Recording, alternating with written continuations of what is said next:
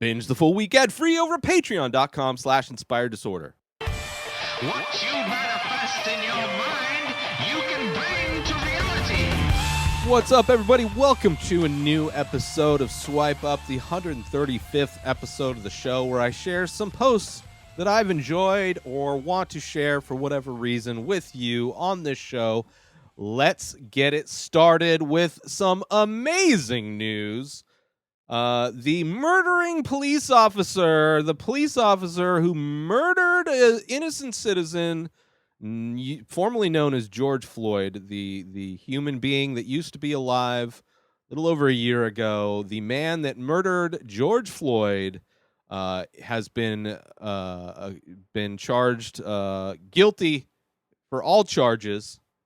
It's not over. There's still a lot of people not only involved with that specific case that need to be found guilty, but a lot of other, not only police officers, but a lot of other domestic terrorists that really need to be facing trial and locked away.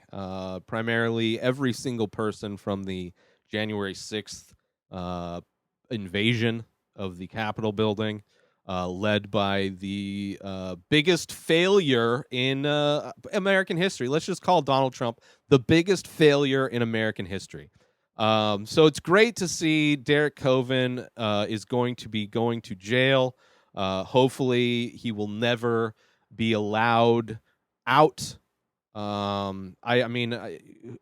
We'll see how. I mean, if hopefully this starts a trend. I'm not holding I was even holding my breath that this was going to happen. I was hopeful. We have video evidence. It's pretty clear, but people get off. It's weird how there could be a mountain of evidence and people still get off. But anyway, thankfully Derek Chauvin is going to be out of he will no longer have freedom.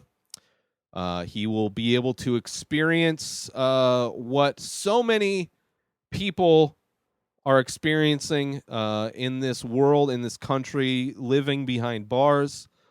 He will be able to experience something that George Floyd will no longer be able to experience, which is life. So Chauvin got off easy, let's just say. We should designate capital punishment for government employees who murder innocent citizens. I think that's the only real time there should be capital punishment, because that's using your position of power in order to end a life. So I hope he withers away and dies in a cell. If an inmate were to accelerate Chauvin's expiration while incarcerated, I would not be too ashamed or worried about the funeral. Anyway, let us move on now to a related story. There is a George Floyd mural, one of the very few murals that you can find in the Coachella Valley, which has a lot of walls. There's a lot of walls separating normal people from all of the wealthy that can afford to live and stay in gated communities and resorts. There are a lot of walls, but very few have any kind of art on them. It's mostly just like a sand-colored stucco. So there is a building in Palm Springs. I mean, even the murals for the museum are surrounded by metal bars. They put urban art in jail in Palm Springs. But there is one mural that went up after George Floyd's murder, and there was a vigil for George Floyd after the verdict came in. So amazing to see that, and just amazing to see a mural outside of metal bars. It is pretty nice. There should be far more of those in the desert. Moving on again to just something cool. I want to try and good news. This is a good news, right? The person who murdered George Floyd, they're found justice. Is it justice overall for the, just overall police murdering and brutality? No, but it's a lot more than anybody's gotten ever. So it's nice to see at least one cop being charged and convicted of murder. But moving on to some more good news.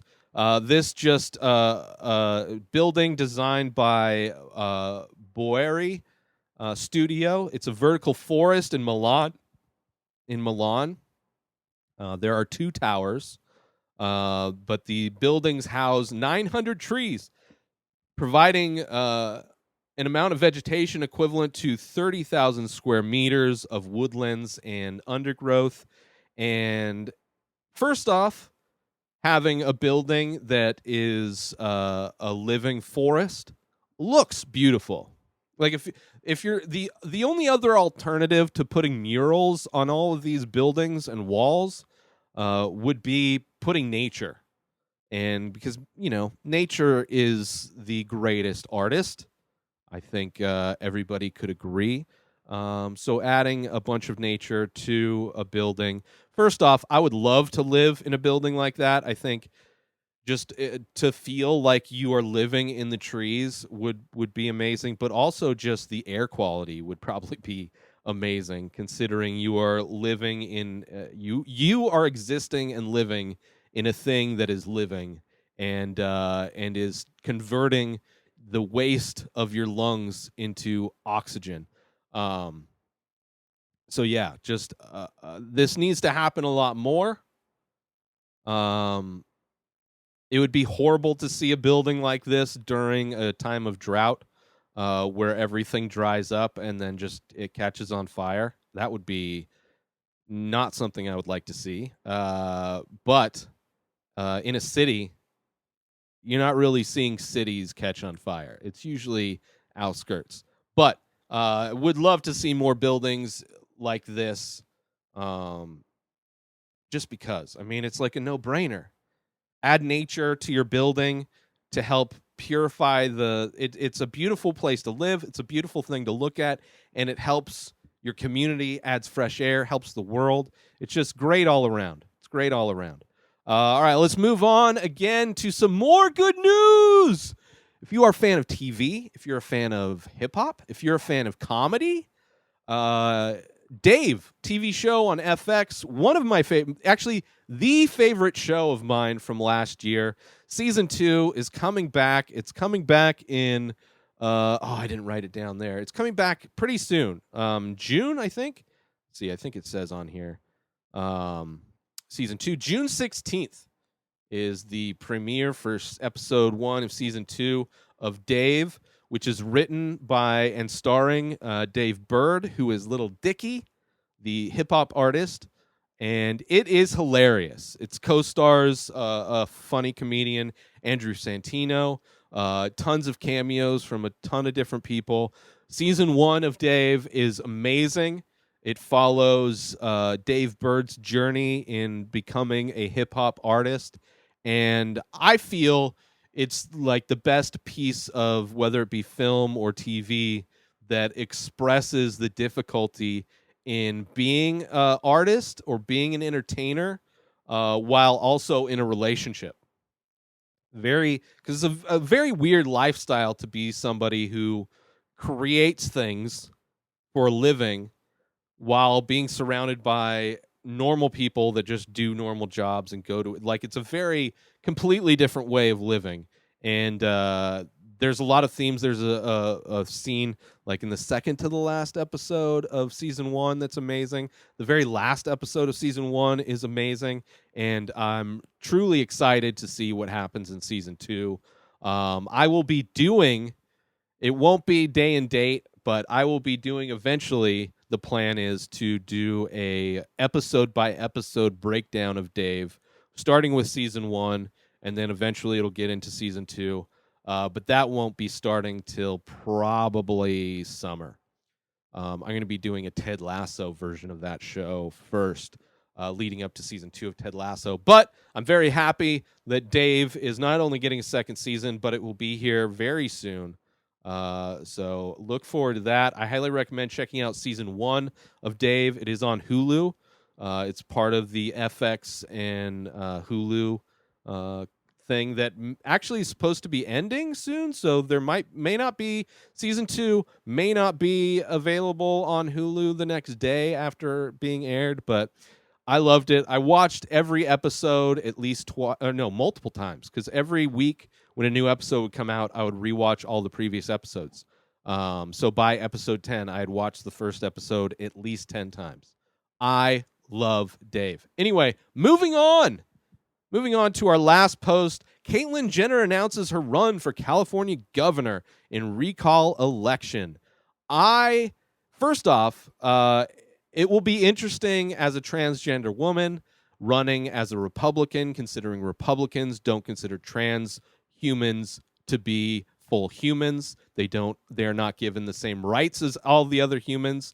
So it's kind of weird that she is running under a political platform that doesn't believe that not only that, she's a trans woman. So she's trans and she's a woman. So it's like, I don't know what Republicans think, what percentage of a human being they think trans women are, because they're, kind of a double negative. Like maybe they're only 25% women or 25% human. I don't really know the breakdown for conservatives and how they view people that aren't white men. But so that's weird to see if Republicans will come out and vote for Caitlyn Jenner. She murdered somebody, by the way. Before she had her transition, she murdered somebody. She was on her phone and ran over somebody, and they died. And then she completely changed her identity. So that should be taken into account, I think, as far as electing somebody to governor. Did you kill somebody? Of course, she got away with it. She does belong to one of the most disgusting families in America, the Kardashians, which is another reason why I would hate for her to be the governor of California. Just a family of people that are just famous for being famous. They're the most fake humans, it feels like, on planet Earth. I feel bad for Caitlyn Jenner to be part of that family, but it is what it is. I hope that she doesn't win. I don't understand why there's. I mean, I understand kind of why there's a recall for Newsom, but what are you going to do? The dude runs a state that might as well be its own country, and he's battling with conservatives that don't believe in a virus versus a lot of industries. You got the tech industry, you got the Hollywood movie industry, you've got military, you've got a lot of things in California that make a lot of money for the state, and shutting things down is hurts the economy, but it saves lives. So you got to balance that out. Can't be an easy job. But Caitlyn Jenner, I can't see as somebody that, I've nothing. I love trans women. I love humans. If you're a human being, I have respect and love for you as I do with all humans. Trans humans, whether it's trans women or men, I love them the same. It has nothing to do with her being a trans woman. It has nothing to do with her being a woman. It has everything to do with the fact that she's related to one of the most useless, overrated, disgusting families. A family that represents all that is wrong with America. Vanity and money and fame are like things to strive for instead of actually just being a good person that doesn't murder innocent people while on their phone in a car.